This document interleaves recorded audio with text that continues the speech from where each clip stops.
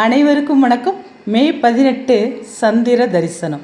ஒவ்வொரு மாதமும் அமாவாசை மற்றும் பௌர்ணமி அப்படிங்கிறது ஒரே ஒரு முறை தான் வரும். ஆனால் சில குறிப்பிட்ட மாதத்தில் பார்த்திங்கனாக்கா 2 அமாவாசை 2 பௌர்ணமி இப்படி சேர்ந்து வரும். அதாவது 2 முறை பௌர்ணமி திதியும் 2 முறை அமாவாசை திதியும் வரும். அதே போல் தான் இந்த வைகாசி மாதம், அதாவது மலம் அப்படின்னாலே தேவையில்லாதது அப்படிங்கிறது நம்ம எல்லாருக்குமே தெரியும். வைகாசி மாதம் 2ஆம் தேதி ஒரு அமாவாசையும், அதே போல் மாத கடைசியில் தமிழ் மாத கடைசியில் வைகாசி 31ஆம் தேதி, இங்கிலீஷுக்கு 14/6 வந்து 2வது அமாவாசையும் ஒரே மாதத்தில். இந்த வைகாசி மாதத்தில் வைகாசி 2, வைகாசி 31 இந்த மாதத்தில் 2 அமாவாசை வர்றதுனால இது மல மாதம் அப்படின்னு சொல்லிட்டு அழைக்கப்படுது. இந்த மல மாதம் அப்படிங்கிறது கர்ம வினைகளை போக்கக்கூடிய காலம் அப்படிங்கிறது தாங்க இந்த மல மாதம். அதாவது இந்த மாதத்தில் அதிகமாக சுப காரியங்கள் எதையும் செய்ய மாட்டாங்க. இந்த 2 அமாவாசை வருகிற இந்த காலகட்டத்தில், இந்த மாதத்தில் பித்ரு காரியங்களுக்கு ஏற்ற நல்ல ஒரு மாதமாக இது கருதப்படுது. அதனால் இந்த வைகாசி மாதம் பித்ரு காரியங்கள் அனைத்தையும் நம்ம செய்கிறது நல்ல ஒரு பலன்களை நமக்கு கொடுக்குங்க. இந்த புரட்டாசி மாதத்தில் வர்ற மகாலய அமாவாசை, அதே மாதிரி ஆடி அமாவாசை மற்றும் தை அமாவாசை, இதுக்கெல்லாம் நம்ம எவ்வளோ முக்கியத்துவம் கொடுக்குறோமோ அதே போல் இந்த மாதத்தில் வர்ற இந்த அமாவாசைக்கும் பித்ரு காரியங்கள் செய்வதற்கு மிக மிக விசேஷமான ஒரு மாதம். பித்ருக்களோட ஆசி நமக்கு கிடைக்கும். இந்த மாதத்தில் வருகிற இந்த 3ஆம் பிறை, அதாவது சந்திர தரிசனத்தை நம்ம பார்த்து தரிசிக்கிறதுனால சிவபெருமானோட அருளும் சந்திர பகவானோட அருளும் நமக்கு சேர்ந்து கிடைக்கும். நம்ம செய்கிற ஒவ்வொரு முயற்சிகளும் நமக்கு வெற்றியை கொடுக்குங்க. நம்ம இந்த சந்திர தரிசனத்தை பார்க்குறதுனால கல்வி ஞானம் உயரும், ஞாபக சக்தி அதிகரிக்கும், உடலில் ஒரு புத்துணர்ச்சி ஏற்படும், மனக்கவலைகள் தீரும், அதே போல் கண் நோய்கள் தீரும். இந்த சந்திரன் அப்படிங்கிறது மனோ காரகன், அதாவது மனதிற்கு அதிபதி இந்த சந்திரன்.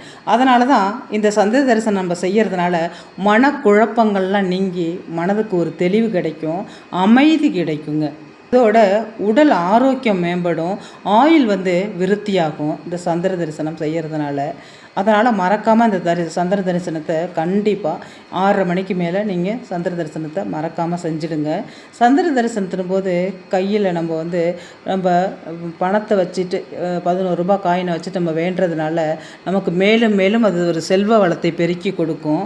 முக்கியமாக முற்பிறவி பாவங்கள் நீங்கி குடும்பத்தில் நல்ல ஒரு மங்களமான காரியங்கள் நடைபெறும். இன்றைக்கி நம்ம இந்த சந்திர தரிசனம் செய்கிறதுனால சிவபெருமானோட தலையில் சூடி இருக்க சந்திரனை நம்ம தரிசிக்கிறதா ஒரு ஐதீகம். அந்த பலன் நமக்கு கிடைக்குங்க. முடிஞ்சால் ஆலயத்துக்கு போய் சிவபெருமானை நம்ம தரிசனம் செஞ்சுட்டு வருது மிகச்சிறந்த நல்ல ஒரு பலன்களை கிடைக்கும். சிவபெருமானோட ஆசீர்வாதமும் நமக்கு கிடைக்கும். இன்று நீங்கள் செய்கிற ஒவ்வொரு நல்ல காரியங்களும், எடுத்து வைக்கிற ஒவ்வொரு நல்ல காரியங்களும் மும்மடங்காக பெருகும் அப்படிங்கிறது நம்பிக்கை, ஐதீகம். அதனால் நல்ல ஒரு காரியம் செய்வதற்கு இன்று நீங்கள் ஆரம்பிக்கலாம். நீங்கள் இந்த முக்கியமான சந்திர தரிசனம், அதாவது 3ஆம் பிறை அன்னைக்கு மாலையில் வீட்டில் பூஜை அறையில் விளக்கேற்றி வச்சுட்டு போய் சந்திரன் வந்தோன்னே சந்திர தரிசனம் செய்யுங்க. கையில் நாணயத்தை வச்சுட்டு நீங்கள் சந்திர தரிசனம் செய்யுங்க. அதை அவர்கிட்ட காமிச்சிட்டு அப்படியே பூஜை அறையில் கொண்டு வைங்க. அந்த சந்திரன் வளர்வது போலவே உங்களுடைய பணநிலை நல்ல ஒரு முன்னேற்றத்துக்கு வரும், பணம் உயரும், சம்பளம் உயரும், நல்ல ஒரு வேலைவாய்ப்பு இல்லாதவங்களுக்கு வேலைவாய்ப்பு கிடைக்கும். அதனால் நீங்கள் இந்த சந்திர தரிசனத்தன்னைக்கு மறக்காமல் அதை இந்த வழிபாட்டை செய்யுங்க.